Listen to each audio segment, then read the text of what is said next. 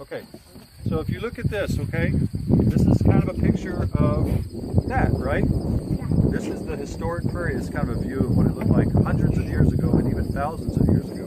We had all of this native prairie out here.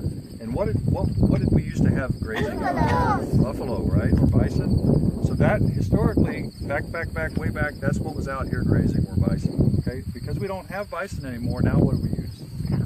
Cows, right? So the cows do the same job for us that the bison used to do. And they keep the prairie healthy by keeping the grass in check so that the flowering plants can grow. Okay? So you see all these flowering plants here? Okay? If you come out in the springtime and the summer, you'll see flowers all throughout here. It's really, really pretty. Okay? So one of the reasons that this grass is all open like this and it's not full of trees is because of this. What is this? Fire. Fire, right? So is fire good for the prairie or bad for the prairie? Bad. Good. Who said good? Kind of good. Who said bad? Kind of good. Okay, the people that said good were correct. Okay, the reason the prairie can stay a prairie is because of fire. Because, I know. So we have to use fire. That's right, exactly. Without growing. Perfect. You should have my job.